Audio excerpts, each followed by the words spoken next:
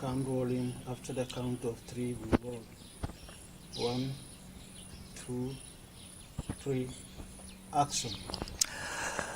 Hello and welcome to your daily podcast live on King TV. I am Alaji Fati, your host, and as always, this program has been enlightening people about the daily activities in the country. But this afternoon we have another dimension regarding the way we run on this program, because as we speak, as you can see on the background, we are facing a veteran broadcaster in the country who is currently staying in Senegal. But before going forward, let me allow her to introduce herself to our audience before we go right into the topics of discussion this afternoon on the program live on King TV.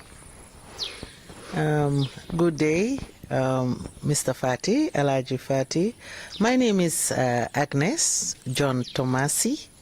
I work presently as the director of the West Africa Democracy Radio, WADR, based in Dakar, Senegal. Thank you very much, Madam Tomasi, and welcome to King TV Daily Podcast with me, Alaji Fati, as you rightly mentioned. But this afternoon, our topic of discussion will focus basically on two things. That is, we are talking about migration, not you particularly as an expert in migration, because of the reason we are bringing that topic. Your frequency, West Africa Democracy Radio, used to run one of the best migration program in the Gambia, both English and the Mandinka language, and which has really helped the community to mitigate migration in the Gambia. But in the long run, we've seen all those things stop, and then many true research has been saying that that program is need for Gambia to have such program in our community. But before going further, I want us to talk about how important was that program to you, especially at West Africa Democracy Radio, talking about migration. Yeah, for us at West Africa Democracy Radio, you will hear the word democracy often. You'll hear the word development. We are a radio that believes in contributing to the lives and livelihoods of people. We're a radio that believes in sharing information that will touch lives and also change lives. So we intervene with communication, with the production of information on issues that we believe are of high relevance and importance, that needs to be addressed, not only to be addressed and talked about, but to be addressed in such a way it will lead to creating and bringing about change. And that is why we had migration. We work in all other areas. For the issue of migration, we have been reporting on migration for many years. We still report on migration. But we had a strategic approach. We had a strategic approach for 4 years, 2018 up to 2022. In these 4 years, we worked extensively in the area of migration. We called it Let's Talk Migration. Because migration, as we all know, is a right. It's not a problem. The issue is irregular migration. It's not migration that is the problem. We all migrate. We all move from one place to the other. And we all have a right to migrate, as long as we do it in a proper manner. So it's irregular migration that we had a program on, and we called it Let's Talk Migration. We called it Let's Talk Migration because there are so many things to talk about. But at the same time, we wanted to share information that is of quality, that is of relevance, and that would touch lives for informed decisions. So what we had was the training. We first started with the training of journalists. WADR, we work with partner radios. We do not set up radio stations in countries. We cover the entire West Africa. But how do we cover West Africa? From our base in Dakar, we broadcast widely on FM and on radio online. Right now, we're even back on satellite, and we have partner radio stations all over West Africa. Sometimes a minimum of 5, a maximum of 10 or 12 in each country. So whatever we're doing, we do it with these partners. We do not work in isolation. So when we were working on migration, in the area of migration, we trained journalists from the partner radio stations. Journalists who will work with our journalists in Dakar to produce information, to gather first and foremost information from their communities, and then we produce that community. So, we produce the information for the community. What does that mean? It means that all the information we share is from the people. We take it from the bottom to the top, and from the top to the bottom. So to ensure that everybody is well informed, the way people behave, the way the things that people believe regarding migration, the misconceptions, the truth, and everything that has been mixed up, WADR tried to bring out the information as clear as it could be in the form of a magazine program, where we had different segments looking at testimonies of returnees, migrants who traveled in an irregular manner and then came back sharing their stories. I believe in most of the countries I've traveled to, they have talked about these stories really touching their lives. Some people started to even better understand. I met with a journalist of a community radio station in Ghana who told me that before your programs, I did not even, realize what we were doing, because some people will come here to announce that their canoes are ready, the boat is ready, let us announce for young people to go and register. We didn't know that we are aiding and abetting irregular migration. We thought we were just doing a service to our community. But with the enlightenment, with the information that you brought, that through your programs, to talk about traveling the visa way, traveling the correct way, traveling in the irregular way, and all the push and pull factors that we discussed. So yes, our programs went like that. We trained journalists, we worked with them, we coached them, we mentored them to produce reports, conduct interviews, and share the information within their community, and we also shared the information within our own networks. Then those productions in English and in French were also reproduced. I always say reproduce because we do not just translate or voice over them. We do a complete production again. I think you were one of them in the Gambia, in Mandinka, in Burkina Faso we use More and Fulfulde, in Senegal Pular and Wolof, in Guinea Suso and Pular, in all these West African countries. In Mali we use Bambara, and in Ghana we use Chui and Dangme in Ada, which is not far from the capital city. So we have worked extensively. So using our approach with the multilingual approach also helped us a lot. African languages are beautiful languages. And when you speak to someone in the language he or she understands, he or she would love it more and would be ready to listen more. The feedback mechanism, we created listening groups, people who would sit down in their community. We took it back in time, where people will sit under the trees, people will sit in their backyards, and we organized that as well. So you find out that people were interested. When we go for the listening sessions, journalists, community radio journalists, private radio journalists sit with them, they listen to the program, they ask questions, and then they interview them as well to come with their own ideas. So you see that they look forward to the program because they know that in the next program they'll be hearing themselves because they have views. And at WADR we believe in that, amplifying the voices of people at all levels, most especially the underprivileged. And most of the time we think that we are the ones with information. But when you talk to people at community level, at different levels, you find out that they have ideas. They see things, they observe, and they know what they want also. So hearing all of that, I think, encouraged people to really listen. And the feedback we've gotten is that people really appreciated that strategic approach. So it is that strategic approach that stopped after 4 years because it was a project. But we still report on migration. All right, that's very clear there.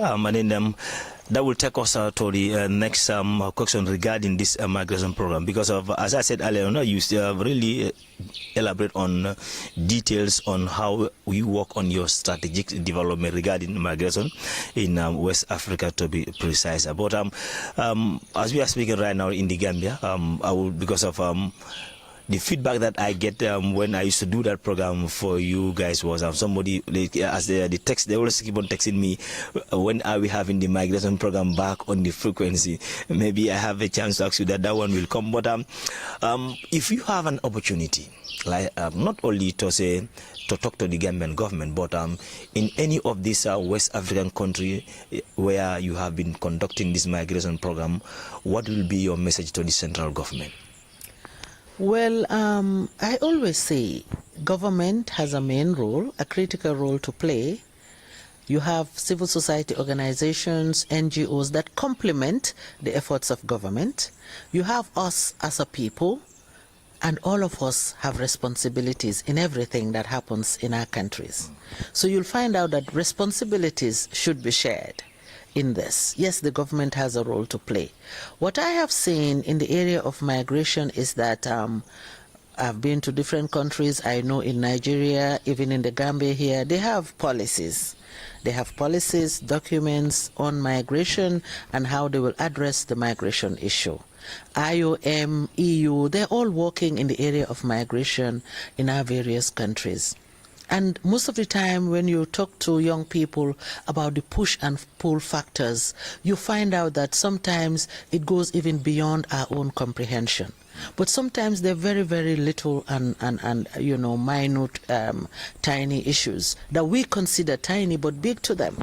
So looking at the issues from a deeper level is very, very important. I have seen cases where it is women, even mothers, who put together money to help their young sons to travel. The dynamic there is not that the mother knows about the dangers or anything. It's that the society in which the person lives, there are many factors pushing her to also push her kid. If you talk about it, people will think differently.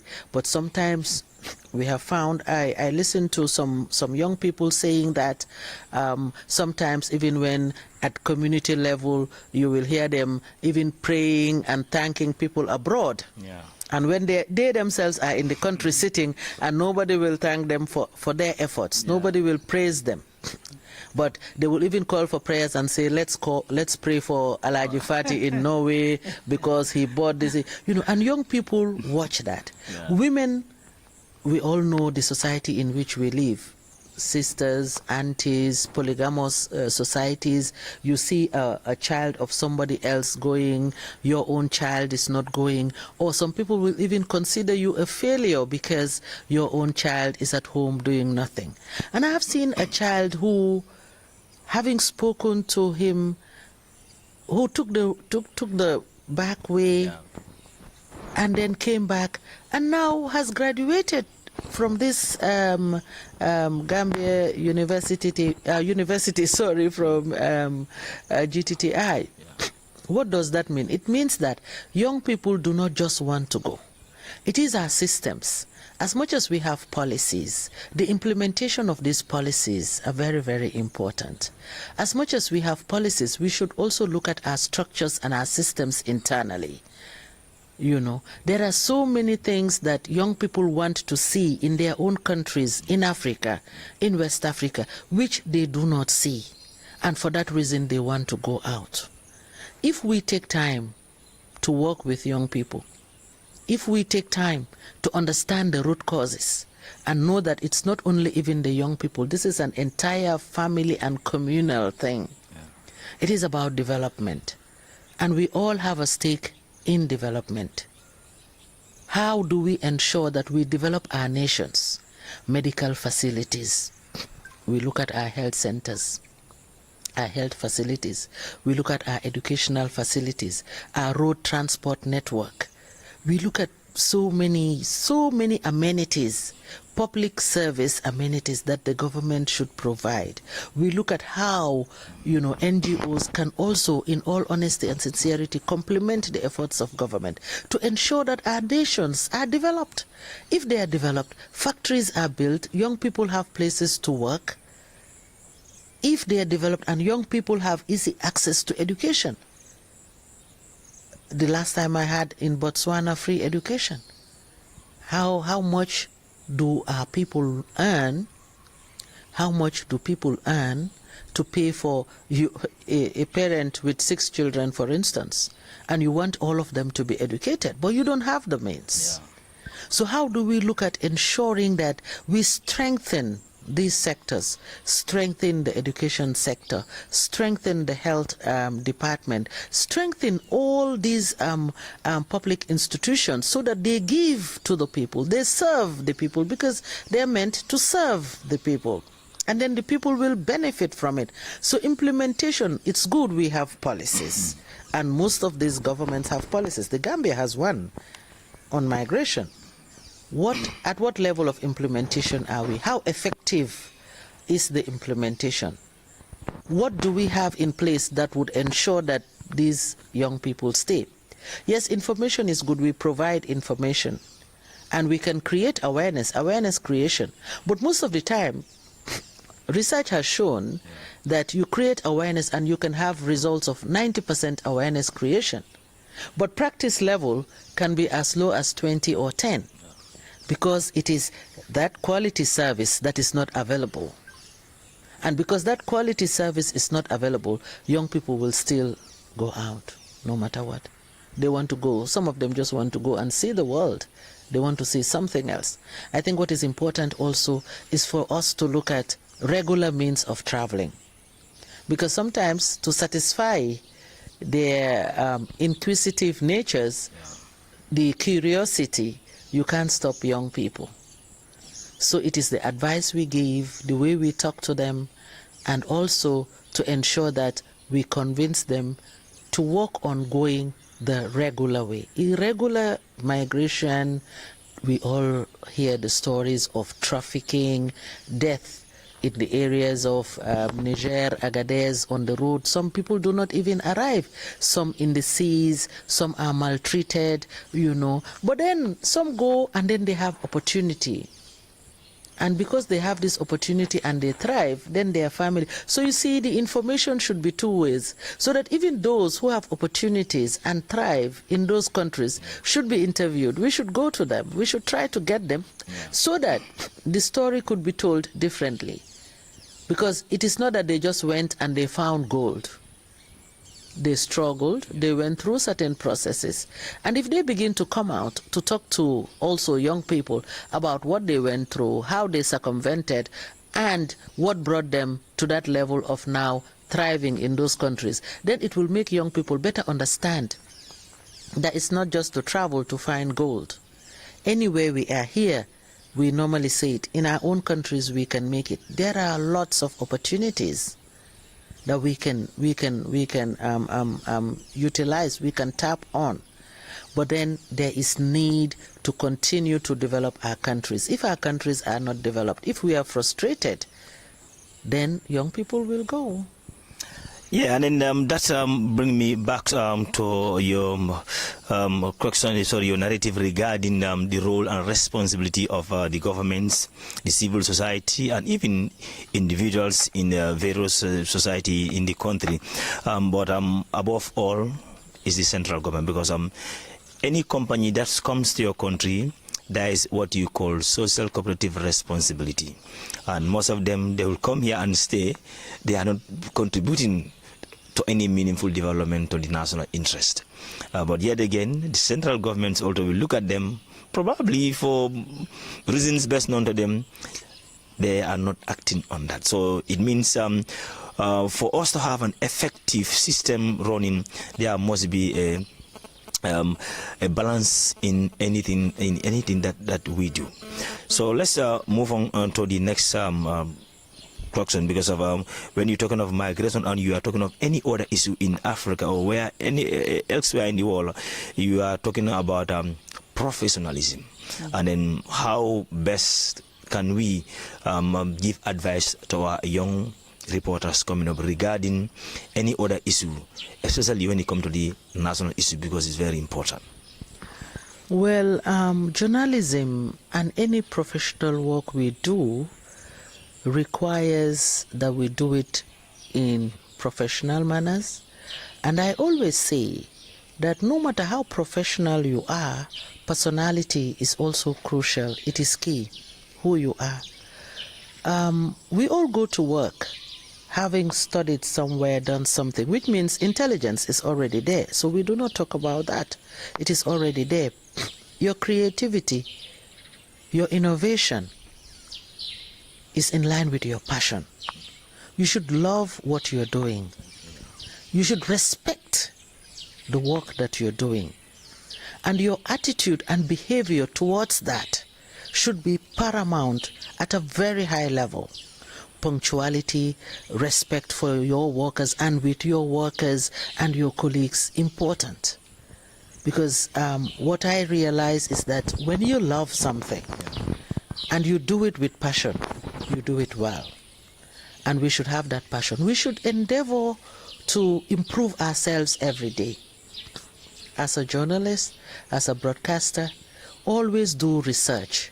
The information that comes from you should be verified information, should be factual, should be one of quality that will build, that would develop and not destroy. So you should have clarity in the information that you share. And research is critical. Do not just get up and go. Always conduct your research. Prepare yourself. Ask yourself, who am I talking to? The audience is very important. Yeah. In broadcasting, I always say, before you go on air, always ask yourself, who am I going to talk to? That one person is critical to whatever you are doing. It will determine the tone of voice that you will use. It will determine how clear you are in your speech. So clarity, good presentation, even composure, be it radio, be it TV, the way you sit, the way you talk, your diction should be clear. Your presentation should be wonderful. You should be able to entice and encourage people and build, that relationship with your listener. Your listener is key. Try to know them. Try to know their interests. Try to use what they want, their languages. And whatever language, you speak Mandinka, speak it well. You speak Wolof, speak it well. You speak English, speak it well. There's no need to say, yes, I'm a Gambian and I speak local. If you are deciding to have an English program, do an English program and do it well. If it is a local language program, everybody will understand. But sometimes the mix and match and the presentations are sometimes, so confusing. Who is your target audience? When you are doing this, who do you want this message to reach? How do you want this message? Very, very important. Punctuality. You give people appointment or you are given appointment. You should go to work at 8. Go to work at 8. We should respect ourselves. All of that means you respect yourself first. Respect yourself first by being honest to yourself, loving your profession that you chose to go into, and do it well. Conduct your research, prepare yourself, be punctual for work, for interview appointment, everywhere. Even if you are we all know life is not perfect. We share information, I'll be late, this and this, but then that shows people will know that definitely this is what it is. So for me, the advice is let's continue to learn. Let's continue to appreciate and respect our listeners. Let's continue to improve on ourselves. Learning is crucial. We learn every day. You learn and I learn. I love learning. Learning from, it doesn't matter who it is. Whoever does well, we learn from them. Yeah, so it is important that we learn. All right, I think I'm afraid that's what we have for this daily podcast interview for the day. And then it has been a really interesting episode for our audience regarding this particular